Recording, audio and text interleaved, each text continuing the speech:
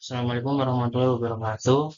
Nama saya Raffi Aditya Pratama dengan NIM 12 2022 Di sini saya akan mempresentasikan tugas UAS pengembangan sistem informasi aplikasi mobile PT PLN Persero.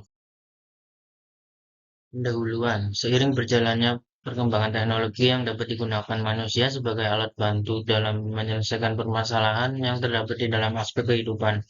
Teknologi informasi memiliki potensi dalam menyaring data, mengolah data, dan menyimpan data dengan sejumlah kapasitas yang besar dibandingkan dengan cara manual. Semakin pesatnya perkembangan teknologi saat ini, memerlukan adanya kesiapan sumber daya yang berkualitas seperti penggunaan perangkat keras dan perangkat lunak yang disertai fasilitas yang memadai. Sejarah perusahaan. Sejarah PT PLN Persero berdiri pada tanggal 27 Oktober tahun 1945 di mana Presiden Soekarno membentuk Jabatan Listrik dan Gas yang berada di Departemen Pekerjaan Umum dan Tenaga untuk mengelola pembangkit listrik yang dimiliki saat itu dengan kapasitas total 157,5 megawatt. Perusahaan berkembang melewati beberapa fase perubahan bentuk hingga pada tahun 1994 sesuai PP nomor 23 tahun 1994 menjadi perusahaan perseroan atau Persero, PT Perusahaan Listrik Negara atau disingkat PT PLN Persero. Berdasarkan Akta 169 tanggal 30 Juli 1994 dari Sucipto Notaris, sepanjang 75 tahun perjalanan PT PLN Persero telah berhasil menjadi salah satu perusahaan dengan aset terbesar di Indonesia sebesar 1.589 triliun rupiah. Visi dan misi. PLN memiliki visi untuk menjadi perusahaan listrik terkemuka se-Asia Tenggara dan pilihan terbaik bagi pelanggan untuk solusi energi. Dalam mewujudkan visi tersebut, PLN mengemban misi untuk menjalankan bisnis kelistrikan dan bidang lain yang terkait berorientasi pada kepuasan pelanggan, anggota perusahaan, dan pemegang saham. PLN juga bertekad untuk menjadikan tenaga listrik sebagai media meningkatkan kualitas kehidupan masyarakat serta mengupayakan agar tenaga listrik menjadi pendorong kegiatan ekonomi. Dalam kesehariannya, PLN selalu berupaya menjalankan kegiatan usaha yang berwawasan lingkungan. Struktur organisasi manajer bertugas, tugas work manager, unit pelayanan dan jaringan adalah bertanggung jawab dalam pelayanan pelanggan, pembacaan meter, dan pengelolaan rekening, pengendalian pendapatan, pengendalian loss atau pemutusan, penyambungan, dan penertiban. Yang kedua, supervisor pelayanan pelanggan bertanggung jawab atas perencanaan pelaksanaan dan pengendalian pelayanan pelanggan yang meliputi informasi pelayanan, pelayanan pasang baru atau perubahan daya atau pelayanan lainnya dan administrasi. Yang ketiga, supervisor pembaca meter dan pengelolaan rekening bertanggung jawab atas perencanaan pelaksanaan dan pengendalian manajemen baca meter kepada pelanggan yang dilaksanakan secara akurat serta pengelolaan rekening listrik. Selanjutnya, supervisor pengendalian penagihan bertanggung jawab terhadap perencanaan pengelolaan rekening, pelaksanaan penagihan atas piutang pelanggan, pengelolaan rekening atas penjualan tenaga listrik kepada pelanggan yang dilaksanakan secara akurat dan tepat waktu. Selanjutnya, supervisor penertiban bertanggung jawab terhadap perencanaan pengelolaan rekening, pelaksanaan penurunan loss, penurunan tunggakan rekening listrik, penyambungan listrik kembali. Yang terakhir, supervisor teknik bertanggung jawab terhadap pelaksanaan penyusunan rencana dan pelaksanaan pekerjaan, pemeliharaan operasi distribusi, dan pengendalian konstruksi distribusi yang meliputi survei operasi jaringan, distribusi, perencanaan kebutuhan, material, dan pemasangan trafo, CTF, SR, dan APP. Analisis sistem. Dari hasil analisis sistem yang ada, maka didapatkan sebuah desain atau rancangan dari aplikasi yang akan dibangun. Untuk perencanaan sebuah sistem digunakan alat bantu pengembangan sistem seperti flow of dokumen, konteks diagram, data flow diagram, dan hierarchy plus input, proses output. Analisis sistem yang berjalan saat ini. Dalam FOD yang berjalan saat ini terdapat tiga entitas, yaitu pelanggan, admin, dan kepala bagian. Mulai dari pelanggan yang memberikan data mereka berupa data pemohon dan data pelanggan. Setelah admin menerima data pelanggan, semua kelengkapan dari data pelanggan, kemudian admin akan menginputkan ke dalam aplikasi dan setelah itu admin pun akan dapat membuat laporan data pelanggan dan pemohon setelah itu akan diberikan kepada kepala bagian. Analisis metode PICIS. Yang pertama, analisis performance untuk menganalisis performance dari aplikasi SAP atau System Application and Product. Hasil yang didapat ternyata aplikasi SAP tidak bisa dianalisis performance-nya dikarenakan hanya bisa diakses di jaringan internet milik PLN, sehingga tidak bisa sembarangan orang bisa mengakses aplikasi SAP. Yang kedua, analisis information. Informasi yang diberikan oleh aplikasi SAP atau System Application and Product sejauh ini sudah baik karena kan ketika akan login ke aplikasi SAP ada beberapa fitur aplikasi yang dijelaskan dengan singkat sehingga mempermudah dan tidak membuat bingung pengguna ketika hendak melakukan penginputan ke aplikasi SAP. Yang ketiga, analisis ekonomi. Dari segi ekonomi, aplikasi SAP tidak banyak menggunakan kertas untuk membuat catatan transaksi pembayaran, mempermudah pengguna dalam mencatat transaksi dibandingkan dengan pencatatan manual. Resiko terjadi kesalahan dalam penginputan dan perhitungan catatan transaksi menjadi lebih kecil dibandingkan dengan cara manual. Yang keempat, analisis kontrol. Pada aplikasi SAP menggunakan website alat ukur keamanan berada pada level medium yang berarti aplikasi SAP hanya dapat diakses di lingkungan PLN saja menggunakan jaringan internet milik PLN. Ini dikarenakan aplikasi SAP bersifat tertutup dan hanya pegawai yang berwenang yang dapat mengaksesnya. Yang kelima, analisis efisiensi. Pada aplikasi SAP telah memiliki efisiensi yang baik dikarenakan sistem yang ada telah dapat digunakan dengan baik dan juga dapat menghasilkan output yang diharapkan. Dengan adanya aplikasi SAP ini dapat meningkatkan kinerja dan memudahkan untuk menginputan tagihan pembayaran secara sistematis sehingga sangat mengefisiensikan waktu jika dibandingkan dengan cara manual. Yang keenam, analisis service. Hal ini tidak terlalu berdampak kepada pengguna dikarenakan SAP sendiri adalah sebuah aplikasi yang dikhususkan untuk membantu kinerja pegawai, bukan untuk menyediakan informasi seperti sebuah website pada umumnya, serta struktur menu pada aplikasi dapat dengan mudah dipahami. Selanjutnya ada analisis kebutuhan sistem.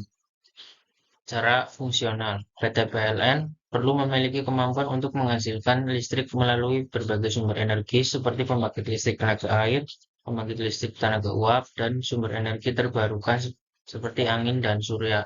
Kedua, PT PLN memiliki sistem distribusi listrik yang efisien dan andal untuk mengalirkan listrik dari sumber pembangkit ke pelanggan akhir di seluruh wilayah Indonesia. Yang ketiga, manajemen jaringan listrik yang efektif diperlukan untuk memantau dan mengelola aliran daya listrik, memastikan ketersediaan listrik yang stabil, dan mengidentifikasi serta mengatasi gangguan secepat mungkin.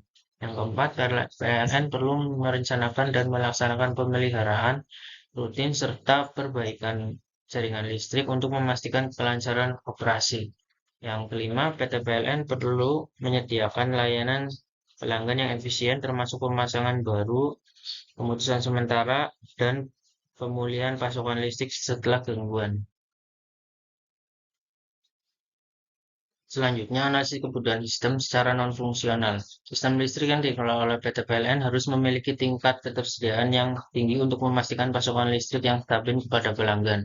Yang kedua, keamanan sistem listrik adalah hal yang sangat penting. PT PLN perlu melindungi infrastrukturnya dari ancaman fisik dan cyber, serta memastikan keamanan dalam pengoperasian pembangkit listrik dan jaringan distribusi. Yang ketiga, sistem harus memberikan kinerja yang baik dengan waktu respon yang cepat dan kecepatan transmisi data yang memadai. Ini berlaku terutama untuk sistem pengendalian dan pemantauan jaringan. Yang keempat, PT PLN harus mematuhi regulasi pemerintah terkait dengan penyediaan listrik, termasuk regulasi terkait lingkungan, tarif, dan standar keselamatan. PT PLN perlu memiliki kemampuan untuk mengatasi peningkatan permintaan listrik dengan menambah kapasitas secara efisien. Yang terakhir, sumber daya Manusia yang berkualitas penting untuk mengoperasikan dan mengelola sistem listrik dengan baik. Selanjutnya ada usulan proses bisnis yang baru. Dalam metode yang diusulkan ini, pelanggan memberikan data berupa data pemohon dan data pelanggan. Admin akan menginputkan data wilayah area, unit, dan keperluan sehingga tersimpan ke dalam database wilayah, area, unit, dan keperluan. Kemudian admin akan menginputkan data pelanggan maupun data pemohon ke dalam aplikasi. Data tersebut tersimpan ke dalam database masing-masing. Setelah semua data pemohon dan data pelanggan telah diinputkan dengan lengkap, kemudian data tersebut akan tersimpan ke dalam database yang kemudian akan dibuatkan sebuah laporan. Selanjutnya adalah desain sistem dengan alamat pemodelan sistem. Yang pertama, dengan desain konteks diagram. Berikut adalah contoh gambar desain konteks diagram. Yang kedua, ada desain sistem dengan alat pemodelan sistem, yaitu dengan dekomposisi diagram. Berikut adalah gambar dekomposisi diagram. Yang ketiga ada desain sistem dengan alat pemodelan sistem dengan DFD level 0. Berikut merupakan gambar DFD level 0-nya. Selanjutnya adalah desain database. Yang pertama ada sebuah menu utama, kemudian home. Home terdapat layanan, cek ubah daya, cek pemasangan baru, berita, dan login, serta logout. Kemudian di dalam layanan terdapat pemasangan baru, ubah daya, dan keluhan pelanggan. Selanjutnya desain database dalam tabel pelanggan. Yang pertama ID pelanggan, nama pelanggan, alamat pelanggan, nomor kontak pelanggan, informasi tarif listrik yang digunakan. Yang kedua, pada tabel meteran listrik terdapat ID meteran, ID pelanggan, jenis meteran, bacaan meteran, tanggal pembacaan terakhir, dan tanggal pembacaan sekarang. Yang ketiga, pada tabel penagihan terdapat ID tagihan, ID pelanggan, ID meteran, tanggal tagihan, jumlah pemakaian listrik, jumlah tagihan, dan status pembayaran. Yang keempat, pada tabel tagihan terdapat ID tagihan, ID pelanggan, ID meteran, tanggal tagihan, jumlah pemakaian listrik, jumlah tagihan, dan status pembayaran. Yang kelima, tabel tarif listrik. Terdapat ID tarif, jenis tarif, seperti residen, bisnis, industri, dan lain-lain, dan tarif per kWh. Yang keenam, di dalam tabel wilayah distribusi terdapat ID wilayah, nama wilayah, daftar area terkait, dan informasi kontak regional. Yang ketujuh, di dalam tabel gangguan listrik terdapat ID gangguan, lokasi gangguan, waktu gangguan terjadi, jenis gangguan, dan status perbaikan. Yang kedelapan, dalam tabel pegawai terdapat ID pegawai, nama pegawai, jabatan, bagian atau divisi kedua, dan informasi kontak pegawai. Yang kesembilan, di dalam tabel pemeliharaan terdapat ID pemeliharaan, ID pegawai, tanggal pemeliharaan, dan deskripsi pekerjaan pemeliharaan. Yang ke-10, di dalam tabel inventaris peralatan terdapat ID peralatan, nama peralatan, jumlah tersedia, dan lokasi peralatan. Yang ke-11, di dalam tabel log aktivitas terdapat ID log, aktivitas yang dilakukan, waktu aktivitas, dan ID pengguna yang melakukan aktivitas. Selanjutnya ada desain user interface. Pada awal pengguna membuka aplikasi ini, user akan dihadapkan pada menu login. Tampilan ini berfungsi untuk menerima masukan berupa username dan password untuk kemudian akan dicek apakah username dan password tersebut telah valid. Jika username dan password tersebut telah valid, maka pengguna dapat menggunakan aplikasi ini. Selanjutnya, setelah user memasukkan username dan password valid, maka pengguna dapat menggunakan aplikasi ini dan dihadapkan pada menu utama. Pada menu utama ini menampilkan layanan yang ada di sistem informasi manajemen pada PT PLN.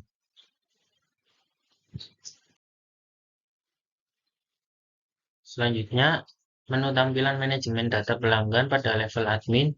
Pada menu ini, admin mampu untuk menambahkan atau menghapus dan mengubah data pelanggan. Pada level admin, kemampuan admin lainnya meliputi diantaranya adalah manajemen data petugas, perusahaan, daya, keluhan, dan lain-lain.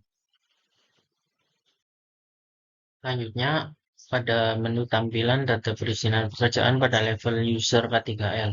Pada level user ini, pihak K3L bisa melihat luaran berupa data perizinan, berupa nomor pengajuan, tanggal perizinan, dan status yang terdapat pada gambar. Selanjutnya, pada tampilan data pemasangan, berisi data yang sudah diinput dari data pengajuan pelanggan. Contohnya seperti pada gambar, terdapat data pemasangan dengan nama customer James Bond, tanggal pengajuan 2022, bulan 2, tanggal 26, dengan daya 450 volt ampere, dengan status pemasangannya yang sedang diproses. Selanjutnya, pada tampilan data perizinan, berisi data yang sudah diinput dari data pengajuan pelanggan yang ditambahkan pada menu perizinan yang diinputkan dari bagian PA. Terdapat contohnya pada gambar data perizinan dengan nomor pengajuan 1, tanggal perizinan 2022, bulan 2 tanggal 26, dan statusnya sudah disetujui. Pada menu input data pengajuan perizinan berisi form untuk menginputkan data pengajuan perizinan yang terdapat pada gambar. Contohnya pengajuan perizinan. Di sini terdapat kolom nomor pengajuan bisa dipilih. Kemudian ada tanggal mulai pengajuan. Kemudian yang ketiga ada jam mulai pengajuan dan yang terakhir ada jam kapan selesai pengajuan. Selanjutnya pada menu input data pengajuan berisi form untuk menginputkan data pengajuan pelanggan yang terdapat pada gambar. Contohnya pengajuan pemasangan meteran. Contohnya nama pelanggan Budi, alamat Pasir Banggarayan. Kemudian nama bisa dipilih serta foto KTP bisa disertakan. Kemudian pada menu data pengajuan berisi data-data yang sudah pernah diinputkan sebelumnya oleh pelanggan. Di sini terdapat contoh pengajuan saya dengan nomor 1 tanggal pengajuannya 2022, bulan 4 tanggal 10 dengan daya 900 volt dengan status pemasangannya telah selesai dipasang. Pada tampilan data role user ini berisi form untuk input data user agar tersimpan dengan baik ke dalam database. Di sini terdapat menu username, teknik, password. Terdapat password dan status role usernya, yaitu administrator. Pada tampilan input data pelanggan berisi form untuk menginput data pelanggan agar tersimpan dengan baik ke dalam database. Yang pertama terdapat kolom nama pelanggan serta alamat dan nomor telepon. Kemudian tekan save.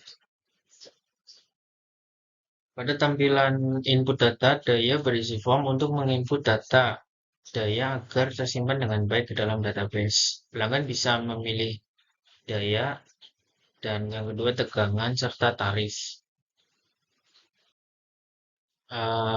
Yang terakhir pada menu input data, keluhan pelanggan berisi form yang harus diisikan mengenai data keluhan agar dapat tersimpan dengan baik dalam database. Di sini terdapat misalnya keluhan pelanggan, misalnya dengan mengisi judul keluhannya serta nomor pengajuan pada saat pemasangan, kemudian akan proses.